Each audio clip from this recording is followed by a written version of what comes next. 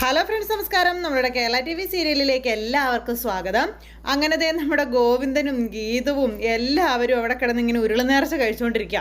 ഈ സമയത്ത് നമ്മുടെ രേഖ അവരെ രക്ഷിക്കാനായിട്ട് വരുണിൻ്റെ അടുത്ത് ചെന്നപ്പോഴേക്കും നിനക്ക് എന്നെ എണ്ണ തേപ്പിച്ച് കുളിപ്പിക്കാനല്ലേടി, നടക്കുകയല്ലെന്നും പറഞ്ഞുകൊണ്ട് പാപത്തിനെ കൊണ്ട് സമ്മതിപ്പിച്ചില്ല.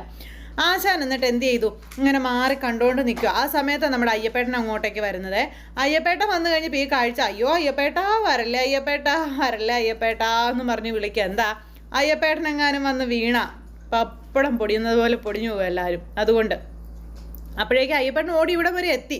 പെട്ടെന്ന് വരുൺ പറഞ്ഞു, നിൽക്കി നിങ്ങൾ എങ്ങോട്ടാണ് ഈ ഓടി കയറി പോകുന്നത്, അവിടെ എണ്ണ ഒഴിച്ചിട്ടേക്കോ, നിങ്ങൾ വീഴുമെന്ന് പറഞ്ഞു. അപ്പോഴത്തേക്കും സഡൻ ബ്രേക്ക് ഇട്ട് നമ്മുടെ അയ്യപ്പേട്ടൻ അവിടെ അങ്ങ് നിന്നു. എണ്ണ ഒഴിച്ചിടാൻ, ആരെണ്ണ ഒഴിച്ചിടാനായിട്ട്, ഇത് എന്താ ഇവിടെ നടക്കണത്, എന്ത് ഇതെന്നൊക്കെ ചോദിച്ചുകൊണ്ട് അയ്യപ്പേട്ടൻ ഭയങ്കര ഇത്. എൻ്റെ പൊന്ന അയ്യപ്പേട്ട പറയാൻ കഥയൊക്കെ പിന്നെ പറയാം, എങ്ങനെയെങ്കിലും ഞങ്ങൾ ഇവിടെ നിന്ന് പിടിച്ചെഴുന്നേൽപ്പിക്കാൻ പറഞ്ഞ് അയ്യപ്പേട്ടനോട് നമ്മുടെ ഗോവിന്ദൻ പറയുമ്പോഴേക്കും നമ്മുടെ തോട്ടി ഉണ്ടല്ലോ, ആനത്തോട്ടി, ആ തോട്ടി അങ്ങ് ഇട്ട് കൊടുത്തിട്ട് ഏറ്റോളാൻ പറഞ്ഞു. അങ്ങനെ ആ തോട്ടിയിൽ ഒരു തരത്തിൽ നമ്മുടെ ഗോവിന്ദൻ പിടിച്ച് ഗോവിന്ദൻ പതുക്കെ ഇങ്ങനെ എഴുന്നേക്കുന്നു. അങ്ങനെ ഓരോരുത്തരായിട്ട് എഴുന്നേൽപ്പിച്ചു. അത് കഴിഞ്ഞപ്പോഴത്തേക്കും ഗീതുവിനാണ് ശരിക്കും പറ്റിയത്. ഗീതുവിൻ്റെ കാല് ശരിക്കും പറഞ്ഞാൽ ഉളുക്കി. ഗീതുവിനൊന്നും ചെയ്യാൻ പറ്റണില്ല, നടക്കാനും പറ്റണില്ല. എന്തായാലും രാധികയുടെ ഒരു അതിബുദ്ധി, അല്ലെങ്കിൽ കാഞ്ചനയുടെ ഒരു അതിബുദ്ധി, അതായത് ഗീതുവിനെ വേറെ ഫംഗ്ഷനൊന്നും പറഞ്ഞു വിടാതിരിക്കാൻ, ആ ഒരു അതിബുദ്ധി കാണിച്ചതുകൊണ്ട് ഇവിടെ ഗോവിന്ദനും ഗീതുവിനും ഇടയിലുള്ള ആ ഒരു ജീവിതത്തിൻ്റെ സന്തോഷം, അല്ലെങ്കിൽ ആ സുന്ദര നിമിഷങ്ങളൊക്കെ കിട്ടി. വെളുക്കാൻ തേച്ചത് പാണ്ടായി എന്ന് കേട്ടിട്ടില്ലേ, അത് തന്നെ അവസ്ഥ. രാധികയ്ക്കാണെങ്കിൽ ഇവരുടെ ആ ഒരു ഇതൊക്കെ കണ്ടപ്പോഴേക്കും ഭയങ്കരമായിട്ട് ടെൻഷനാകാൻ തുടങ്ങി. അമ്മ എന്താ അമ്മയെ പറ്റിയതെന്ന് ചോദിച്ചുകൊണ്ട് വരുൺ അന്നേരത്തേക്കും ഇങ്ങനെ അടുത്തോടെ വന്നു. അപ്പോൾ വരുണിനോട് രാധിക പറഞ്ഞു, നീ കൂടുതൽ സംസാരിക്കാൻ നിൽക്കേണ്ട, നിന്നെ ഒന്ന് രക്ഷിക്കാൻ വിളിച്ചിട്ട് നീ വന്നോടാന്ന് ചോദിച്ചപ്പോൾ, ഞാനും കൂടെ ആ എണ്ണയ്ക്കകത്ത് വരണമായിരുന്നോ, ഞാൻ എണ്ണയ്ക്കകത്തേക്ക് വന്നു കഴിഞ്ഞാൽ എൻ്റെ പുറകെ രേഖയും വരും, പിന്നെ എന്താ സംഭവിക്കുന്നത് നമ്മൾക്കറിയാമല്ലോ, പിന്നെ എന്തിനാ എന്നെ വിളിച്ചതെന്ന് ചോദിച്ചുകൊണ്ട് മകൻ അമ്മയുടെ മുന്നിൽ നല്ലവനാകായിട്ട് നിൽക്കാനായിട്ട് ശ്രമിക്കുക. അങ്ങനെ അവർ സംസാരിച്ചുകൊണ്ടിരിക്കണു. ഈ സമയത്ത് നമ്മുടെ ഗീതുവിന് അനങ്ങാൻ പോലും പറ്റുന്നില്ല. അയ്യോ ഗീതു മോൾക്ക് എന്താ പറ്റിയതെന്ന് ചോദിച്ചുകൊണ്ട് അയ്യപ്പേട്ടൻ അന്നേരം വന്നിട്ട് കാലും അനക്കത്തില്ലെന്ന് പറഞ്ഞുകൊണ്ട് ഗീതു. അപ്പോഴേക്കും നമ്മുടെ ഗീതുവിനെ ഗോവിന്ദൻ തന്നെ താങ്ങിയെടുത്ത് അവിടെ കൊണ്ടുവന്ന് ഇരുത്തുക. അപ്പോൾ ഗീതുവിനെ കൊണ്ടുവന്ന് ഇരുത്തുന്നതും ഗീതുവിനെ താങ്ങിയെടുക്കുന്നതൊക്കെ കണ്ടപ്പോഴത്തേക്കും രാധിക ഹോ എന്നൊക്കെ പറഞ്ഞുകൊണ്ട് ഇങ്ങനെ നിൽക്കുക. എവിടെ നിന്ന് ഗീതുവിനെ എടുക്കാതിരിക്കാൻ നിവർത്തിയില്ലല്ലോ. ഗീതുവിനെ ഗോവിന്ദൻ എടുത്തൊരിടത്ത് ഇരുത്തി. അത് കഴിഞ്ഞിട്ട് ഗീതുവിന് വേദന അയ്യോ എന്ന് പറഞ്ഞുകൊണ്ട് ഇങ്ങനെ കരയുക. അപ്പോഴേക്കും കാഞ്ചന പറഞ്ഞു, അയ്യോ എനിക്ക് നോവുന്നേ, എനിക്ക് വേദനിക്കുന്നേ, എനിക്ക് വലിക്കുന്നേ എന്നൊക്കെ പറഞ്ഞു കരയണം. നോക്കട്ടെ ഒരു വലിക്കുന്നു, നീ ഒറ്റ ഒരുത്തല്ലടി ഇതിനൊക്കെ കാരണം എന്ന് ചോദിച്ചുകൊണ്ട് അയ്യപ്പേട്ടൻ നേരം ദേഷ്യപ്പെട്ടെ. ഞാൻ എന്ത് ചെയ്തു, ഞാൻ ഒന്നുമേ ചെയ്തില്ല രാധിക എന്ന് പറഞ്ഞപ്പോഴത്തേക്ക് രാധിക ഇങ്ങനെ നോക്കി. പുള്ളിക്കാരിക്ക് പിന്നെ അപ്പോൾ തന്നെ ഗോവിന്ദൻ ഏകദേശമൊക്കെ ഐഡിയ പിടി കിട്ടി. അങ്ങനത്തെ അത് കഴിഞ്ഞപ്പോൾ നമ്മുടെ ഗീതുവിൻ്റെ കാര്യങ്ങൾ ഇനി ഗോവിന്ദൻ നോക്കിക്കോളാം. അയ്യോ ഞാനിനി എങ്ങനെ പോകും, എനിക്ക് വയ്യേ എന്നൊക്കെ പറഞ്ഞ് ഗീതു ഇങ്ങനെ പറഞ്ഞപ്പോൾ ഗീതുവിൻ്റെ കാര്യങ്ങൾ ഗോവിന്ദൻ നോക്കിക്കോളാം എന്ന് പറഞ്ഞു. അതും തിരിച്ചടിയായി രാധികയ്ക്ക്. രാധിക അന്നേരം പറഞ്ഞു, മോനെ എടാ കണ്ണാ, അതെ ഗീതു നിൻ്റെ മുന്നിൽ ഇതൊക്കെ അഭിനയിക്കുന്നതാടാ, ഗീതുവിനെങ്ങും ഒരു കുഴപ്പമില്ല, ചുമ്മാ അവൾ പറയുന്നതാ. അങ്ങനെയാണെങ്കിൽ ആ എണ്ണയിൽ നമ്മളെല്ലാവരും വീണതല്ലേ, നമുക്കാർക്കൊന്നും പറ്റിയില്ലല്ലോ, അവൾ വെറുതെ നിന്നെ പറ്റിക്കാൻ വേണ്ടി പറയുന്ന, നീ അവളുടെ വലയിലൊന്നും പോയി വീഴല്ലേ എന്നൊക്കെ പറഞ്ഞ് അമ്മ മകനെ ഇങ്ങനെ പിറകോട്ട് വലിക്കുമ്പോൾ മകൻ പറഞ്ഞു, അമ്മേ ഗീതു ഇപ്പം നമ്മുടെ കുടുംബത്തിലെ ഒരു അംഗമാണ്, മാത്രമല്ല പോലീസുകാർ മൊഴിയെടുക്കാൻ വന്നപ്പോൾ ചേതൻ ഗ്രൂപ്പിൻ്റെ തലയിലേക്ക് എല്ലാം വെച്ചു കൊടുത്ത് അമ്മയെയും നമ്മുടെ കുടുംബത്തെയും നമ്മുടെ കുടുംബത്തിൻ്റെ അഭിമാനത്തെയും രക്ഷിച്ചവളാണ് ഗീതു. അപ്പോൾ ഗീതുവിനൊരു അവശത വരുമ്പോൾ ഞാനല്ലേ ഗീതുവിൻ്റെ കൂടെ നിൽക്കേണ്ടത്, ഗീതുവിൻ്റെ കാര്യങ്ങളൊക്കെ നോക്കേണ്ടത് ഞാനല്ലേ എന്നൊക്കെ ഗോവിന്ദൻ ഇങ്ങനെ ചോദിച്ചു. അത് കേട്ട് കഴിഞ്ഞപ്പോൾ രാധികയ്ക്കൊന്നും മിണ്ടാനില്ല. അപ്പോൾ ആ ഒരു പോയിന്റിൽ പിടിച്ചാണ് ഇപ്പോൾ ഗീതു കയറിക്കൊണ്ടിരിക്കുന്നത്. ഗോവിന്ദൻ ഗീതുവിനെ സ്നേഹിച്ചു തുടങ്ങിയിരിക്കുന്നത്. അങ്ങനെ അതും പറഞ്ഞിട്ട് നമ്മുടെ ഗീതുവിൻ്റെ അടിയിലേക്ക് ഗോവിന്ദൻ പോയി കഴിഞ്ഞപ്പം, ഇങ്ങനെ പോയാൽ കളി കാര്യമാകും, കഥ ഭയങ്കര ഇതാവും അമ്മയെന്നും പറഞ്ഞുകൊണ്ട് മകൻ അമ്മയോട് പറയുന്നു. അപ്പോൾ എന്തായാലും നമുക്ക് നോക്കാവെന്നും പറഞ്ഞുകൊണ്ട് രണ്ടുപേരും കൂടി ഇങ്ങനെ അവിടെ നിൽക്കുക. ആ സമയത്ത് നമ്മുടെ ഗോവിന്ദൻ ഗീതുവിൻ്റെ അടുത്ത് ചെന്നപ്പോൾ ഗീതുവിന് കാലിന് നല്ല വേദനയുണ്ട്. ഗീതുവിനെ എന്നിട്ട് താങ്ങി പിടിച്ചെടുത്ത് കൊണ്ടുപോയി ബെഡ്റൂമിലിരുത്തി അതിൻ്റെ കാലിൽ ഇങ്ങനെ ബാമൊക്കെ ഇട്ട് പുരട്ടി കൊടുക്കുകയാണ്, തിരുമി ഇറക്കിയൊക്കെ കൊടുക്കുന്നു. അപ്പോൾ ഗോവിന്ദൻ്റെ ഈ സ്നേഹം കരുതൽ ഇതൊക്കെ കണ്ട് നമ്മുടെ ഗീതു ഇങ്ങനെ കണ്ണ് നിറഞ്ഞിരിക്കുക. ഗോവിന്ദൻ്റെ ആ ഒരു സ്നേഹമൊക്കെ വളരെയേറെ ആസ്വദിച്ച്.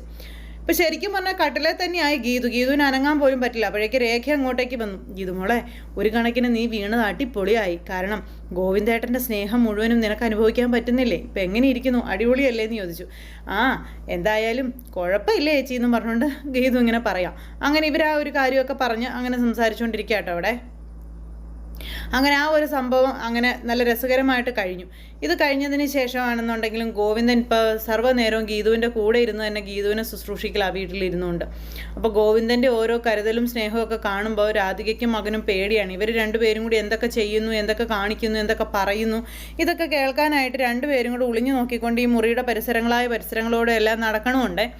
അങ്ങനെ നമ്മുടെ ഗോവിന്ദൻ ഗീതുവിനെ എല്ലാ സ്നേഹം എല്ലാം നൽകുന്നുണ്ട്. അപ്പോൾ ഇങ്ങനെ നിൽക്കുമ്പോൾ ഗീതുവിനെ കുളിപ്പിക്കുന്നു, ഗീതുവിനെ ഡ്രസ്സ് മാറിക്കുന്നു, ഇതെല്ലാം ഗോവിന്ദൻ സഹായിച്ചുകൊണ്ടാണ് ചെയ്യുന്നത്.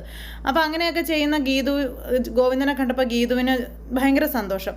ഗീതു ചോദിച്ചു, എന്താ ഗോവിന്ദേട്ടാ എനിക്ക് വേണ്ടിയിട്ട് ഇങ്ങനെയൊക്കെ ചെയ്യുന്നതിൽ എന്തെങ്കിലും ബുദ്ധിമുട്ടുണ്ടോ, അല്ലെങ്കിൽ ഇഷ്ടക്കുറവ് എന്തെങ്കിലും ഉണ്ടോ എന്ന് ചോദിച്ചു.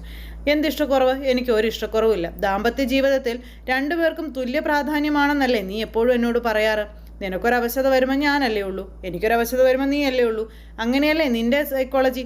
അത് വെച്ചാണ് ഞാനിനി മുന്നോട്ട് ജീവിക്കാൻ തീരുമാനിച്ചിരിക്കുന്നതെന്നും നിൻ്റെ അവശതയിൽ ഞാനായിരിക്കും കൂടെ ഉണ്ടാവുക, എനിക്കല്ലേ നിന്നെ സഹായിക്കാൻ കഴിയുകയുള്ളൂ എന്നൊക്കെ നമ്മുടെ ഗോവിന്ദൻ ഇങ്ങനെ ഗീതുവിനോട് ചോദിച്ചു. അപ്പോഴേക്കും ഇങ്ങനെ വീട് മുഴുവൻ കറങ്ങി വന്നിരിക്കുക ഇവരുടെ രഹസ്യം ചോർത്താനായിട്ട്, കണ്ടുപിടിക്കാനായിട്ട്. അങ്ങനെ ഗീതുവിനെ കണ്ടുപിടിച്ച് നമ്മുടെ എന്താ പറയുന്നത്, ഗോവിന്ദനെയും അവരുടെ ആ ബെഡ്റൂമിലെ രഹസ്യങ്ങളൊക്കെ കണ്ടുപിടിച്ച് അമ്മയും മോനും കൂടെ നെഞ്ചത്തടിച്ച് നിലവിളിയായിട്ട് ഇങ്ങനെ നിൽക്കുക.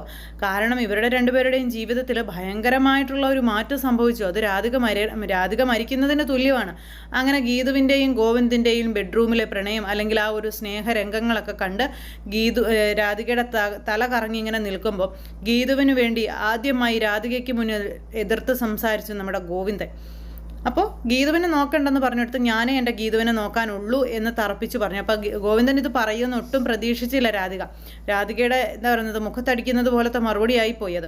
അങ്ങനെ ഗീതുവും ഗോവിന്ദനും വളരെ സ്നേഹത്തോടു കൂടി അവരുടെ ആ ഒരു ഈ അവസ്ഥയിൽ വളരെ ഹാപ്പി ആയിട്ടിരിക്കുന്ന സമയത്ത് ഈ പ്രൊജക്റ്റും കാര്യങ്ങളൊക്കെ ആയിട്ട് അവിടെ കമ്പനിയിലിരിക്കുന്ന കിച്ചു ഇവരെ കാണാനായിട്ട് വരുന്ന സമയത്ത് കിച്ചുവിനോട് പറഞ്ഞു, ഇനിയിപ്പോൾ കുറച്ച് ദിവസത്തേക്ക് ഗോവിന്ദ് സാറും അതുപോലെ തന്നെ ഗീതാഞ്ജലി മേഡം വരില്ല, ഗീതാഞ്ജലി മേഡത്തിനൊരു ആക്സിഡൻറ്റ് പറ്റി അങ്ങനെ ഇരിക്കുകയാണെന്ന്. ഇത് കേട്ടപ്പോൾ ആശാന് വളരെ വളരെ സന്തോഷമായി. കാരണം തന്നെ ദ്രോഹിച്ചതിനുള്ള ശിക്ഷ ഗീതുവിന് കിട്ടിയതാണെന്നാണ് ആശാൻ്റെ വൈപ്പ്. അതുകൊണ്ട് തന്നെ ഗീതുവിൻ്റെ അനുഭവിക്കണം. ഇനിയിപ്പോൾ ഗീതാഞ്ജലിയോ അല്ലെങ്കിൽ നമ്മുടെ ഗോവിന്ദോ ഇല്ലാത്തത് കൊണ്ട് കുറച്ച് നേരമൊക്കെ വിശ്രമിക്കാം, അല്ലെങ്കിൽ കുറച്ച് നേരമൊക്കെ പണിയെടുക്കാതിരിക്കാം, ഇച്ചിരി കള്ളത്തരമൊക്കെ ഒപ്പിക്കാം എന്നൊക്കെയുള്ളൊരു വിശ്വാസത്തിലും ആ ഒരു ധാരണയിലും ആശാൻ അങ്ങനെ ഇരിക്കുക. എന്തായാലും ആ ധാരണയും ആ വിശ്വാസമൊക്കെ തെറ്റാണെന്ന് വരാൻ അധികം നേരമൊന്നും വേണ്ട. അപ്പോൾ അങ്ങനെ എല്ലാം കൊണ്ടും ഏതായാലും നമ്മുടെ ഗീതുവിനും ഗോവിന്ദനും ഇനി കുറച്ച് ദിവസത്തേക്ക് നല്ല കാലമാണ്. പക്ഷേ രാധികയ്ക്ക് അവിടെ വലിക്കുന്നത് ഇവിടെ വലിക്കുന്നത്, അതുപോലെ തന്നെ കാഞ്ചനയ്ക്കും അവിടെ വലിക്കുന്നത് ഇവിടെ വലിക്കുന്നത്, വലി മാത്രമേ ഉള്ളൂ, സഹായിക്കാൻ ഒരു വട്ടിക്കുറുക്കനും ഇല്ല. അപ്പോൾ അങ്ങനെയൊക്കെ രസകരമായ രീതിയിലാണ് ഇനി അങ്ങോട്ട് നമ്മുടെ എപ്പിസോഡുകൾ വരുന്നത്. എന്തായാലും ഗീതുവിനെ ഗോവിന്ദൻ്റെ ജീവിതത്തിൽ ഒരു പാർട്ടാക്കി മാറ്റിക്കഴിഞ്ഞു ഗോവിന്ദൻ. ഓരോ ദിവസം, ഓരോ നിമിഷം, ഓരോ സെക്കൻഡ് ഗീതുവിനോട് അടുത്ത് ഇടപഴകും തോറും ഗീതുവിനോടുള്ള പ്രണയം അറിയാതെ എവിടുന്നൊക്കെയോ മുട്ടിട്ട് വരുന്നു നമ്മുടെ ഗോവിന്ദൻ്റെ മനസ്സിൽ. ഇനി ഗോവിന്ദൻ്റെ കാര്യത്തിൽ രാധികയുടെ പണി ഗോവിന്ദ എന്ന് തന്നെ പറയാം. അപ്പോൾ അത്തരത്തിലുള്ളൊരു കഥയൊക്കെ ആയിട്ട് കാണാം. എല്ലാവർക്കും നല്ലൊരു ദിവസം ആശംസിക്കുന്നു. എല്ലാവരുടെ സപ്പോർട്ടിനും സ്നേഹത്തിനും ഒത്തിരി നന്ദി അറിയിക്കുകയാണ്. അടുത്ത സൂപ്പർ ഹിറ്റ് കഥയുമായി കാണുന്നത് വരെ എല്ലാവർക്കും നന്ദി. See you again. Take care. Bye by.